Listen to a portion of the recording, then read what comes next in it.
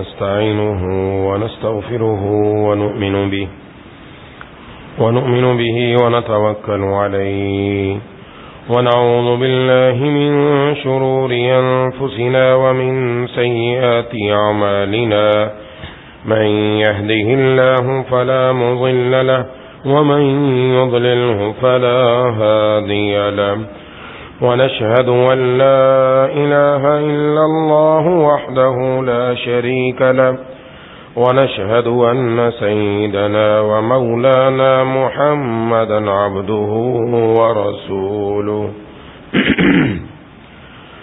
صلى الله تعالى على خير خلقه محمد وعلى آله وأصحابه ومن تبعهم بإحسان إلى يوم القيامة أما بعد فأعوذ بالله من الشيطان الرجيم بسم الله الرحمن الرحيم اعلموا أنما الحياة الدنيا لعب ولهو وزينة وتفاخر بينكم وتكاثر في الأموال والأولاد كمثل غيث أعجب الكفار نباته ثم يهيج فتراه مصفرا ثم يكون حطاما وفي الآخرة عذاب شديد ومغفرة من الله ورضوان وما الحياة الدنيا إلا متاع الغرور صدق الله العظيم. میرے دوستوں اور ساتھیوں، سورۃ الحدید کی ایک آیت تلاوت کی ہے. اس میں اللہ تبارک و تعالی نے انسانی زندگی کے 5 ادوار کا ذکر کیا.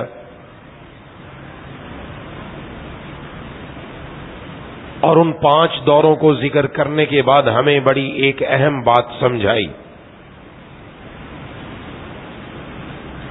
ارشاد فرمایا اعلموا، جان لو، انما الحیات الدنیا لعب ولہو، دنیا کی زندگی کھیل اور تماشا ہے، وزینہ اور بناؤ سنگار ہے، وتفاخر بینکم اور آپس میں ایک دوسرے پر بڑائیاں کرنی ہے، فخر کرنا ہے، وتکاثر فی الاموال والاولاد اور مال اور اولاد کی زیادتی ڈھونڈنی ہے.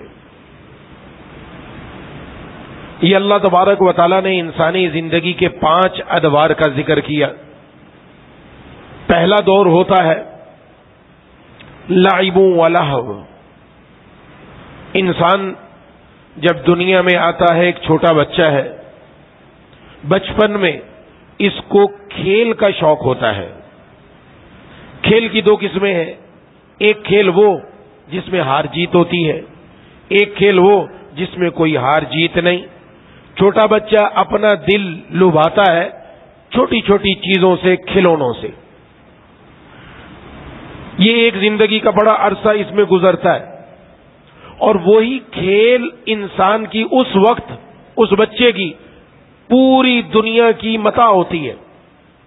اگر کسی بچے سے آپ اس کا کھلونا چھین لے تو اس کو یوں لگتا ہے میری ساری زندگی کی پونجی چھین لی، رونے لگتا ہے اور چلاتا ہے کہ مجھے واپس دو. وہ اس کھلونے کو اپنا سب کچھ سمجھتا ہے. یہ انسان کی زندگی کا پہلا دور ہے.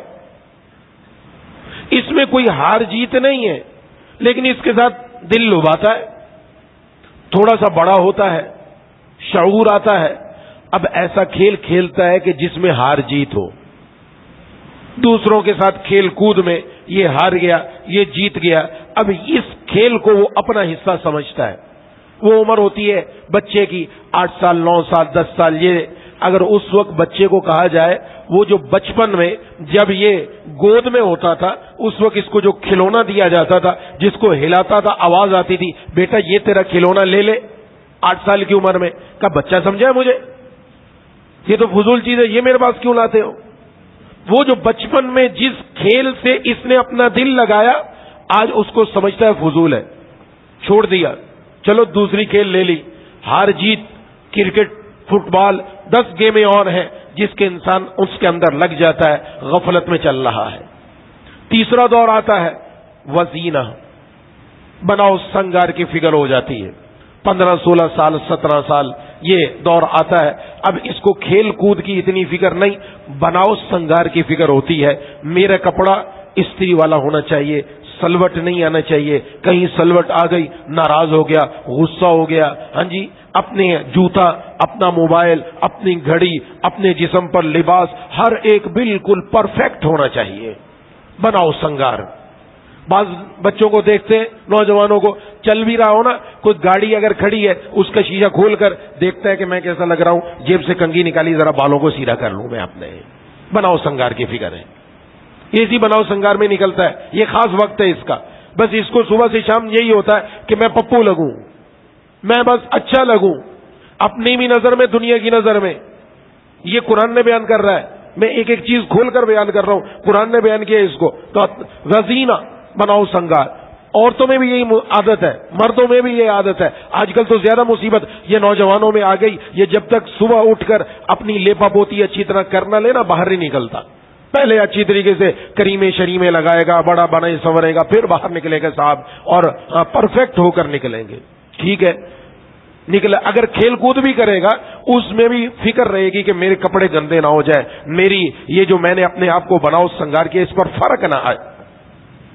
آگے چلے، وَتَفَاخُرٌ بَيْنَكُمْ، تھوڑی سی عمر بڑھتی ہے، اب اس کو آپس میں فخر کرنا، میری نوکری یہ، مجھے دیکھو فلاں نوکری ملی، تجھے تو چھوٹی سی نوکری ملی، میری شادی فلانے گھرانے میں ہو گئی، تیری شادی فلاں ہوئی۔ اب یہ آپس میں بڑائی، ایک دوسرے پر فخر جتانا، میرے پاس ایسا موبائل، تیرے پاس کیسا، میرے پاس ایسی گاڑی، یہ چیزیں، یہ ایک دوسرے کے ساتھ فخر کرنا شروع کر دیتا ہے۔ اب اس کی وہ عادت چلی گئی، جب اس کی شادی ہو جاتی ہے، بچے ہو گئے، اب بچہ کوئی دائیں طرف سے آگے چڑھ رہا ہے، کوئی بائیں طرف سے، کوئی ابا کو ادھر کھینچ رہا ہے، کوئی ادھر کھینچ رہا ہے، اب سلوٹ پڑ رہی ہے، اب بناؤ سنگار کی فکر نہیں ہے، اب اس کو فکر ہے تفاخر کی۔ اب اس کو کوئی فکر نہیں کہ میرا چہرہ کیسا لگتا ہے، میرا جسم پر جو کپڑے ہیں وہ کیسے، کوئی فکر نہیں۔ اب دور بدل گیا، وَتَفَاخُرٌ بَيْنَكُمْ، ایک دوسرے پر فخر۔ آگے چلے، بوڑھاپے کی زندگی آئی، وَتَكَاثُرٌ فِي الْأَمْوَالِ وَالْأَوْلَادِ، اب گھر میں بیٹھا کچھ ہوتا تو نہیں، کہتا دیکھو میرے اتنے بیٹے، اتنی بیٹیاں، اتنے پوتے، اتنی پوتیاں، اتنے نواسے، اتنی نوازیاں، اتنے فیکٹریاں، اتنے مال و دولت، اتنی دکانیں، اتنی گاڑیاں۔ اب یہ وَتَكَاثُرٌ فِي الْأَمْوَالِ وَالْأَوْلَادِ، اور ابھی بھی دل میں یہ چاہت اور آ جائے اور آ جائے اور آ جائے۔ جناب نبی کریم صلی اللہ علیہ وسلم نے فرمایا کہ انسان کا پیٹ نہیں بھرتا، ہاں اگر اس کے پاس ایک وادی مال کی ہو، کہتا دوسری بھی آ جائے، فرمایا اس کا پیٹ تو قبر کی مٹی ہی بھرے گی۔ اب یہ فکر، اب پچھلی زندگی ختم، اس کے بعد کیا ہے؟ اس کے بعد والا جو حصہ ہے وہ انسان کی آنکھوں سے اوجھل ہے، وہ انسان کی زندگی میں نہیں ہے۔ وہ کیا ہے؟ مرنا، مرنے کے بعد والی زندگی۔ جس طرح بچہ بچپن میں اگلے جو شعور کی قدم رکھتا ہے تو وہ کھیل کو لغو سمجھتا ہے کہ یہ کون سا کھیل لا دیا، جب یہ کھیل کود سے اپنے دوسرے شعور میں پہنچتا ہے، زمانے میں پہنچتا ہے، اب بناؤ سنگار کی فکر ہو گئی، پیچھے والے کھیت کی طرف توجہ نہیں رہتی، بناؤ سنگار سے آگے کی طرف گیا، اب شادی ہو گئی، اب پیسہ جمع کرنے کی فکر، فخر کی فکر، اب اس کو بناؤ سنگار کی فکر نہیں رہتی، بوڑھا ہو گیا، اب جوانی والا دور بھول گیا۔ فرمایا یہی وقت آئے گا، یہ پانچوں دوروں کے بعد ایک چھٹا دور آنا ہے، اور وہ موت کے بعد کا دور ہے، اور انسان جب وہاں پہنچے گا کہے گا جو کچھ کیا سارا فضول کر کے آیا، میں نے تو زندگی گوا دی، میں نے تو اپنے آپ کو فضول کاموں میں لگا دیا۔ اللہ نے قرآن کریم میں اس کی مثال دی، ایسی ہے جیسے کسان نے اپنی کھیتی لگائی، جب پہلے کھیتی نکلتی ہے وہ سبزہ لہلہاتا ہوا آنکھوں کو خوشنما لگتا ہے، بڑا زبردست لگتا ہے، وہ سبزہ ایسا ایسا بڑا ہوتا ہے، گندم نکلی اور وہ سوکھ گئی، سوکھ کے اس کو کاٹ دیا گیا، بھوسا الگ، گندم کا دانہ الگ، کھیت بالکل صاف کر دیا گیا، اتنا صاف ہو گیا کھیت میں کوئی دوسری چیز لگا دی، اب پتہ ہی نہیں چلتا یہاں گندم لگائی تھی، یہاں کپاس لگائی تھی، یا گنا لگایا تھا، کیا لگایا تھا؟ فرمایا تمہاری کیفیت بھی ایسی ہے، چڑھتی جوانی ہے، لہلہاتی جوانی ہے، ہر انسان دیکھ کر ایک دوسرے کو دیکھتا ہے اور سمجھتا ہے بڑا خوش نمائی ہے، لیکن ایک دن تمہاری کھیتی بھی زرد پڑ جائے گی، بوڑھے ہو جاؤ گے، بوڑھے ہونے کے بعد کھیتی کاٹ دی جائے گی اور میدان صاف ہو جائے گا، اب کوئی یاد بھی نہیں کرے گا اس گھر میں فلاں نام کا بندہ بھی رہا کرتا تھا، اب کسی کو نہیں پتا، فلاں صاحب بھی تھے، وہ فیکٹری کے مالک بھی تھے، فلاں آدمی تھا جو اس گھر کا مالک تھا، نہ سب بھول بھال گیا، اب دنیا دوسرے بندے کو جانتی ہے جو اب فیکٹری کا مالک ہے، جو اب فیکٹری چلا رہا ہے، جو اب گھر کا مالک ہے، لیکن ایک دن آنا ہے، اس نے بھی جانا ہے تو تیسرے نے آ جانا ہے، اس کی جگہ اللہ تعالیٰ توجہ کرا رہے ہیں کہ دنیا تمہاری زندگی، دنیا کے جو 5 ادوار ہے، ان ادوار کے اندر انسان نے اپنی جو کچھ دل میں جو کچھ تھا اس کو سامنے رکھا، لیکن مرنے کے بعد کچھ کام نہ آیا، وہاں تو صرف اللہ کی فرمانبرداری کام آئے گی، تو توجہ دلائی، اس لیے فرمایا کہ اللہ تبارک و تعالیٰ نے اللہ کی طرف سے رضامندی اور مغفرت حاصل کرنے کی فکر کرنی چاہیے، اس لیے بارہا میں عرض کر رہا ہوں کہ یہ 60-70 سالہ زندگی کا نقشہ کھینچ دیا اللہ نے کہ تمہاری 60 سالہ 70 سالہ زندگی کا یہ نقشہ ہے، لیکن یہ 60-70 سالہ زندگی کیریئر نہیں ہے، ہمارا کیریئر مرنے کے بعد شروع ہونا ہے، اس لیے لاکھوں اربوں سالوں کی زندگی جو مرنے کے بعد ملنے والی ہے، اس کے لیے اللہ نے مجھے اور آپ کو دنیا میں بھیجا۔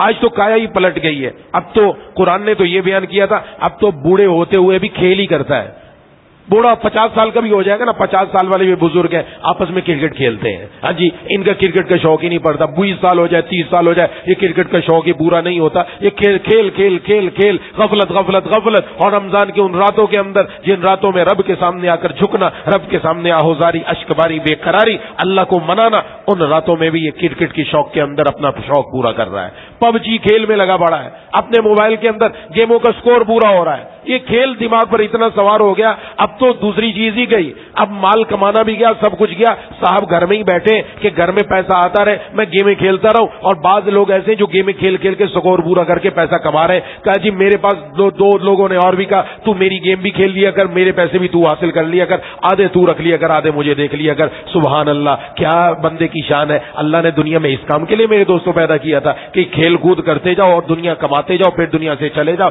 ارے اس کام کے لیے نہیں آئے، ہم تو آئے تھے اپنی آخرت کی کھیتی لگانے کے لیے، آخرت میں محلات بنوانے کے لیے، رب تعالیٰ سے اپنی مغفرت حاصل کرنے کے لیے، جہنم سے آزادی کا پروانہ لینے کے لیے۔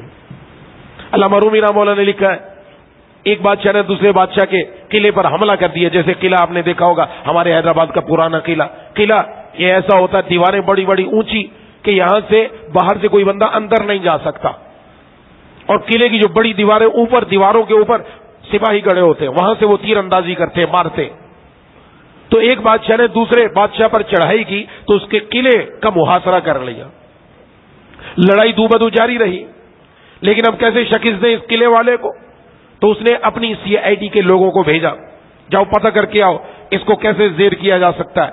کہا کہ اس قلعے کے اندر 5 نہریں پانی کی جا رہی ہیں، بڑا قلعہ ہے، ان کی ضرورت اس پانی سے پوری ہوتی ہے، ان 5 نہروں پر اگر بند لگوا دیا جائے، پانی جانا اندر بند ہو جائے، لوگوں کے پاس پانی نہ پہنچے، یہ خوراک بنیادی ضرورت ہے، خوراک نہیں پہنچے گی، پانی نہیں پہنچے گا، بنیادی ضرورت، لوگ خود بخود اپنے بادشاہ کے خلاف کھڑے ہو جائیں گے اور ہمارے لیے فتوحات کرنا آسان ہو جائے گا۔ کہ بہت اچھی بات ہے۔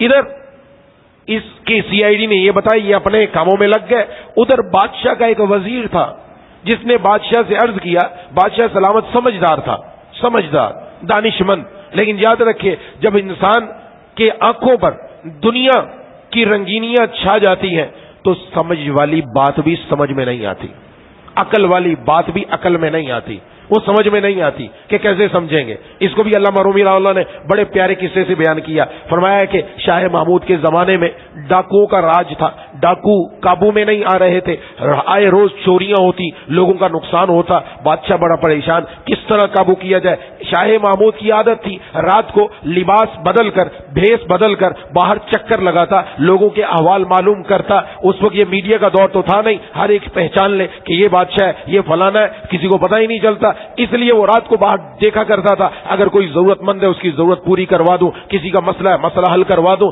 ایک دن یہ باہر نکلا، محل چکر لگاتے لگاتے شہر سے کچھ دور اس کو آگ جلتی ہوئی نظر آئی۔ اس نے سمجھا شاید وہاں پر کچھ لوگ آئے ہوں، قافلہ آیا ہو، مسافر آئے ہوں، وہ شہر میں نہیں آئے کہ رات کا وقت ہے، شہر کے باہر ٹھہر جاتے ہیں، صبح ہوگی تو ہم شہر کے اندر آ جائیں گے۔ اس نے کہا جا کر دیکھتا ہوں شاید ضرورت ہو۔ وہاں پہنچا، وہاں دیکھا کہ چند لوگ آگ کے ارد گرد بیٹھے ہوئے ہیں، یہ بھی وہاں جا کے بیٹھ گیا۔ جب وہاں جا کے بیٹھ گیا، بات چیت شروع ہوئی، تو یہ بات چیت جب سننے لگا تو پتا چلا یہی ڈاکو ہے جو ڈاکوؤں کی منصوبہ بندی کر رہے ہیں۔ انہوں نے سمجھا یہ رات کے وقت کون آئے گا شہر سے باہر، یہ بھی کوئی چور اچکا ہوگا، یہ بھی کوئی ہمارا ساتھی ہی ہوگا، چوری کرنے کے لیے نکلا ہوگا۔ انہوں نے بھی اس کو کچھ نہ سمجھا، سب بیٹھ گئے، گپ شپ شروع ہو گئی۔ ہر ایک نے اپنا اپنا داؤ بتایا کہ میرے پاس کیا داؤ ہے، میرے پاس کیا ہتھیار ہے، میں کس طرح چوری کر سکتا ہوں۔ ایک چور نے کہا کہ میں کتے کی زبان سمجھتا ہوں۔ کتے کی زبان کا کیسے سمجھتا ہے؟ کہ وہ بھونکتا ہے تو مجھے پتہ چل جاتا ہے کتا کیا بول رہا ہے۔ کہا اچھا ٹھیک ہے، تیرے پاس ہوگا، تجھے ہنر ہے، تیرا ہو سکتا ہے سمجھتا ہو، ٹھیک ہے۔ دوسرے سے بولا تمہارے پاس کیا ہنر ہے؟ اس نے کہا میرے پاس ہنر ایسا ہے میں زمین سونگ کر بتاتا ہوں کہ خزانہ یہاں دفن ہے۔ پہلے دور کے اندر خزانہ زمین میں دفن کیا جاتا تھا، یہ لاکر واکر کا سسٹم ہوتا نہیں تھا، زمین میں دفن کیا جاتا تھا اور پھر بھونکتے زور زمین سے نکالا جاتا تھا، خاص نشانیاں ہوتی تھی۔ کہ میں سونگ کر بتاتا ہوں یہاں خزانہ دفن ہے، وہاں سے خزانہ نکال سکتے ہیں۔ کہا واہ بڑا ہنر ہے آپ کے پاس۔ تیسرے سے پوچھا آپ کے پاس کیا ہنر ہے؟ کہا کہ میرے ہاتھ میں بڑی پاور ہے، کتنا بڑا قلعہ کیوں نہ ہو، کتنی اونچی دیوار کیوں نہ ہو، میں کمند پھینکتا ہوں۔ اس دور کے اندر رسی ایک خاص آنکڑے میں باندھ کر زور سے پھینکی جاتی تھی، وہ آنکڑا اوپر جا کر دیوار میں پھنس جاتا تو رسی پکڑ کر اوپر چڑھ جاتے تھے۔ کب میرے بازو میں قوت ہے، کتنی اونچی سے اونچی دیوار کیوں نہ ہو، میں آنکڑا پھینکوں گا پھنس جائے گا، اوپر چڑھ کر چوری کر سکتے ہیں۔ کہ تیرے بازو بھی بڑا اچھا ہنر ہے۔ چوتھے سے پوچھا تیرے پاس کیا ہنر ہے؟ کہ میرے پاس ہنر یہ کہ بازو میں بڑی طاقت ہے، مکہ ماروں کیسی مضبوط سے مضبوط دیوار ٹوٹ جاتی ہے، شگاف ہو جاتا ہے، اس کے اندر دراڑ پڑ جاتی ہے، اس سے ہم اندر چوری کر سکتے ہیں۔ کہا واہ تو بڑا زبردست ہے۔ پانچویں سے پوچھا تیرے پاس کیا ہنر ہے؟ میرے پاس کا ہنر یہ ہے میں رات کے اندھیرے میں، رات کی تاریکی میں جس کو دیکھ لیتا ہوں صبح کے اجالے میں پہچان لیتا ہوں۔ ہمیں آج کل یہ بات سمجھ میں نہیں آتی، اگر آپ دیہات کی طرف چلے جائیں نا جہاں رات کو گپ اندھیرا ہو، وہاں آپ کسی آدمی کو دیکھیں صبح آپ پہچان لیں تو پھر بتانا کہ میں نے رات کو دیکھا تھا۔ ایسا نہیں ہوتا، انسان کی آنکھ رات کو کسی کو پہچان لے بہت مشکل ہوتا ہے، صبح اجالے میں تو ہر کوئی پہچانے گا، رات کے اندر بعض آنکھوں میں اللہ نے یہ تاثیر رکھی ہے۔ اس نے کہا تیرے پاس بھی بڑا ہنر ہے۔ آگے کون بیٹھا تھا؟ بادشاہ۔ کہ آپ کے پاس کیا ہنر ہے؟ کہ میرے پاس ہنر یہ ہے کوئی آدمی پھانسی کے پھندے پر چڑھ جائے، بادشاہ آرڈر کر دے اس کو پھانسی کے پھندے پر چڑھا دیا جائے، میں اپنی داڑھی ہلاتا ہوں اس کو پھانسی کے پھندے سے اتار دیا جاتا ہے، چھوڑ دیا جاتا ہے۔ کہ واہ واہ واہ واہ، یہ سب سے بڑا ہنر ہے۔ آپ کے پاس تو ایسا ہنر ہے، ہم میں سے ہم سب فیل، آپ بڑھیا۔ جب آپ کے پاس ایسا ہنر ہے تو کیوں نہ آج بادشاہ کے محل میں چوری کی جائے۔ فیصلہ ہو گیا، آپس میں گپ شپ ہوئی کہ ٹھیک ہے بادشاہ کے محل میں چوری کریں۔ بادشاہ کے محل میں چوری کرنے کے لیے نکل گئے۔ ایک ایک بات یاد رکھنے کی ہے کہ علامہ رومی رحمہ اللہ ایک ایک بات میں بڑا کچھ سمجھا رہے ہیں۔ کہ راستے میں جا رہے تھے، کتا بھونکا تو اس نے کہا ہاں بھائی بتا، تو کہتے تھے میں کتے کی آواز سمجھتا ہوں۔ کہ کتا کہہ رہا ہے آج بادشاہ بھی تمہارے ساتھ ہے، بادشاہ بھی تمہارے ساتھ ہے۔ کہ پاگل ہو گیا، بادشاہ اپنے محل میں سو رہا ہوگا، بڑا آیا کتوں کی آواز سمجھنے والا۔ یہاں علامہ رومی رحمہ اللہ فرماتے ہیں آنکھوں پر چوری، آنکھوں پر پیسہ، آنکھوں پر خزانہ اتنا آ گیا کہ سچی بات بھی اب ان کو سچی نہیں لگتی، سچی بات بھی نہیں سمجھی۔ کہ نہیں چھوڑ تو، چلے گئے بادشاہ کے اس محل تک، جس نے اپنا آنکڑا پھینکنا تھا پھینکا، اوپر چڑھے، اوپر چڑھ کر اندر پہنچے، جو دیوار توڑتا تھا اس نے مکہ مارا، دیوار ٹوٹی، اندر پہنچ گئے اور اندر جہاں خزانہ دفن ہوتا ہے وہاں جا کر ایک نے سونگ کر بتایا یہاں خزانہ دفن ہے، وہاں سے مٹی کھودی، خزانہ نکال کر باہر آ کر سب نے تقسیم کیا کہ سب 6 کے اندر تقسیم کر دیا اور تقسیم کر کے ہر ایک اپنے گھر روانہ۔ بادشاہ نے دیکھ لیا کون سے علاقے میں جا رہے ہیں، کس بستی میں رہتے ہیں، کس علاقے میں رہتے ہیں، کس محلے میں رہتے ہیں، ایک ایک کو دیکھا، یہ اس گھر میں گیا، یہ اس گھر میں گیا، یہ اس گھر میں، یہ اس گھر میں گیا، بس کام ہو گیا۔ صبح بادشاہ بیدار ہوا، اپنے دربار میں آ کر لگایا، اپنے بندوں کو حکم دیا سپاہیوں کو جاؤ یہ 5 بندوں کو پکڑو، سیدھا لا کے سولی پہ لٹکاؤ، آج پھانسی پہ لٹکاؤ۔ بڑے پریشان تھے، بس کسی کے گواہی کی ضرورت نہیں، میں خود دیکھ رہا تھا۔ علامہ رومی رحمہ اللہ فرماتے ہیں بندہ جب کوئی گناہ کر رہا ہوتا ہے اللہ اس کو دیکھ رہا ہوتا ہے۔ بادشاہ نے نہیں پکڑا، اللہ بھی نہیں پکڑتے، چھوڑ دیتے، شاید میرا بندہ میرے در پر آ جائے، شاید میری طرف پلٹ کر آ جائے۔ اللہ ہر وقت ساتھ ہے، وَهُوَ مَعَكُمْ أَيْنَمَا كُنْتُمْ، تم جہاں بھی ہو وہ تمہارے ساتھ ہے، تنہائیوں کے اندر ہو، کمروں کے دروازے بند کر لو، اکیلے چلے جاؤ کہ کوئی دیکھنے والا نہ ہو، کوئی کیمرے کی آنکھ نہ ہو، لیکن جو کرتا ہے تو چھپ کے اہل جہاں سے، جو کرتا ہے تو چھپ کے اہل جہاں سے، کوئی دیکھتا ہے تجھے آسمان سے۔ یہ دل میں رکھو، ہر وقت اللہ ساتھ ہے تمہارا۔ بادشاہ کا آرڈر دیا، لاؤ، وہ پانچوں آرام سے مزے سے سو رہے تھے، آج تو بڑا ہاتھ مارا ہے، آج جاگنے کی کیا ضرورت ہے۔ اچانک پولیس پہنچی، پانچوں کو پکڑا، ہکا بکا رہ گئے، ہوا کیا ہمارے ساتھ، اور سیدھے لاتے ہی پھانسی کے پھندے کی طرف لے گئے اور کہا لٹکاؤ سب کو ایک ایک کر کے۔ اب وہ جو یہ کہتا تھا نا کہ میں رات کے اندھیرے میں جس کو دیکھ لوں دن کے اجالے میں پہچان لیتا ہوں، وہ کبھی ہنستا ہے کبھی روتا ہے۔ اب کہا تجھے کیا ہو گیا، ادھر پھانسی کے پھندے پر لگنا ہے، ہنس رہا ہے، رونے کا مقام ہے۔ کہ روتا تو اس لیے وہ پھانسی کا پھندا نظر آ رہا ہے، ہنستا اس لیے ہوں، یہ رات جو بندہ چھٹا اپنے ساتھ تھا یہی بادشاہ تھا، اس کو میں نے پہچان لیا، یہ رات میں نے اسی کو دیکھا تھا، یہی بندہ ہے۔ اب جب اس نے پہچان لیا تو سب بادشاہ کے قدموں میں گر گئے کہ خدا کے لیے ہمارے ہنر نے ہمیں پھنسا دیا، اب آپ اپنی داڑھی ہلا کر اپنا ہنر دکھا دیجئے اور ہم توبہ کرتے ہیں، آج کے بعد گناہ نہیں کریں گے۔ بادشاہ نے سچی توبہ کی، داڑھی ہلائی اور اس کے بعد سب کو چھوڑ دیا۔ علامہ رومی رحمہ اللہ فرماتے ہیں ہر ایک کے ہنر نے پھنسوا دیا، بڑے بڑے 30 مار خان تھے، سب پھنس گئے، ایک کا ہنر کام آیا، کس کا؟ جس کے پاس وہ نظر تھی، جس نے رات کے اندھیرے میں جس کو دیکھا دن کے اجالے میں پہچان لیا۔ فرمایا دنیا میں اپنی نظر ایسی پیدا کر لو، اپنے مولا کو پہچان لو۔ ہر ہنر بیکار ہے، ہر ہنر بیکار ہے، دنیا کا ہنر وہ کام آئے گا کہ دنیا میں اپنے رب کو پہچان لیا۔ وما خلقت الجن والانس الا لیعبدون، اے لیعرفون، انسانوں اور جنوں کی پیدائش کا مقصد اپنے رب کی معرفت، اپنے رب کی پہچان ہے کہ بندہ اپنے رب کو پہچان لیا جس نے، اس کی دنیا بھی بن گئی اور آخرت بھی بن گئی۔ تو اس لیے اس طرف آنے جب انسان کے سامنے حقیقت و حال واضح ہو جائے تو پھر پتہ چلتا ہے دل کی آنکھ، یہ ظاہر کی آنکھ ہے، ایک دل کی آنکھ ہے، دل کی آنکھ کھلے گی تو کام بنے گا۔ تو بہرحال بادشاہ کے وزیر نے کہا کہ میں آپ کو مشورہ دیتا ہوں کہ کنواں کھدواؤ، ایک کنواں کھدوا لو محل کے اندر۔ کا کنواں کھدوانے کی کیا ضرورت ہے، 5 نہریں باہر سے آ رہی ہیں نا، کا ہو سکتا ہے ضرورت پڑ جائے، کا رہنے دو، کنواں نہیں کھدواتے، ہمارے پانی کا انتظام موجود ہے۔ اور جب باہر والے نے پانی پر بند لگایا اور پانی اندر آنا بند ہوا، اندر کی قوم چلائی چیخی، اپنی بادشاہ کے خلاف ہو گئی، یہاں تک کہ مجبور ہو کے دروازہ کھولنا پڑا، یہ لوگ حملہ آور ہوئے اور کامیاب ہو گئے۔ علامہ رومی رحمہ اللہ فرماتے ہیں اس سے سبق سیکھو، ہمارے جسم کے اندر 5 دریا ہیں جن سے ہم مزہ حاصل کرتے ہیں۔ ایک آنکھوں کا دریا ہے، ایک زبان کا دریا ہے، ایک ناک کا دریا ہے، ایک کانوں کا دریا ہے، ایک ہاتھ کا دریا ہے۔ انسان زبان سے چکھ کر ذائقہ حاصل کرتا ہے، انسان ناک سے سونگھ کر خوشبو اور بو کو پہچانتا ہے، انسان اپنی آنکھ سے دیکھ کر لذت درآمد کرتا ہے، چاہے اچھی کرے، چاہے بری کرے، چاہے نیک کرے، چاہے گناہ کرے، چاہے کعبۃ اللہ کو دیکھ کر اپنے دل میں سرور حاصل کرے، رب کے قرآن کو دیکھ کر سرور حاصل کرے، یا خدا نخواستہ گندی اور ننگی فلمیں دیکھ کر گندگی اپنے اندر لے جائے۔ کانوں سے اندر لذت لیتا ہے، کانوں سے رب کا قرآن سن کر، حضور کی حدیث سن کر، دین کی بات سن کر دل میں سرور آتا ہے، یا خدا نخواستہ کانوں سے گانے سن کر دل میں لذت لے۔ ہاتھ ہے، ہاتھ چھو کر یہ بھی لذت حاصل کرتا ہے، یہ بھی مزہ حاصل کرتا ہے۔ فرمایا یہ 5 دریا ہیں، ان سے انسان جب تک زندہ ہے فرمایا انسان اپنے اندر لذت حاصل کرتا ہے۔ فرمایا جب تک ان سے حاصل کر رہا ہے، ان کے جانے سے پہلے اپنے دل کے اندر اللہ کی محبت کا کنواں کھدوا لو۔ جب یہ 5 دریا بند ہو جائیں گے تو تمہارے دل میں اللہ کی محبت کا موتی روشن ہو جائے گا، وہی جا کر تمہارے کام آئے گا۔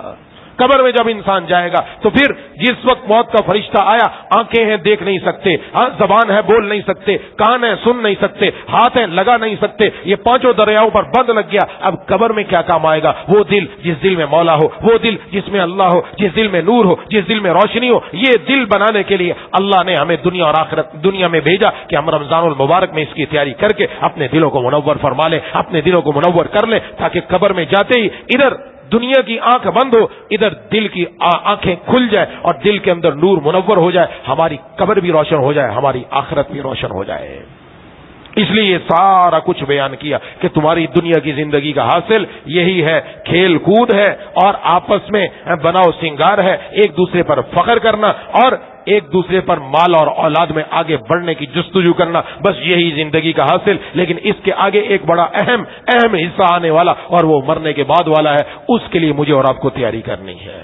یہ موقع اللہ نے مجھے اور آپ کو عطا فرمایا. الحمدللہ اللہ نے توفیق دی, مسجد میں آئے, رب نے توفیق دی, الحمدللہ رمضان کے روزے رکھے, تراویح ادا کی, اعتکاف میں بیٹھے. بہت سارے لوگ الحمدللہ لیلۃ القدر کی راتوں میں جاگ کر اپنے رب کو منا رہے ہیں. الحمدللہ جن کو اللہ توفیق دے رہے ہیں الحمدللہ سب مبارکباد کے قابل. لیکن یہ صرف اب تک نہ رہے بلکہ یہ دل ایسا بن جائے, رمضان بھی گزر جائے تو بھی مولا سے وہی تعلق, تو بھی اللہ سے وہی تعلق, تو بھی مسجد سے وہی تعلق, تو بھی نمازوں سے وہی تعلق, تو بھی قرآن سے وہی تعلق, تو بھی اللہ تعالیٰ کے دین سے وہی تعلق. رمضان گزرنے کے بعد بھی ہماری زندگی رمضان جیسی رہے گی تو انشاءاللہ موت عید جیسی اللہ نصیب فرمائیں گے.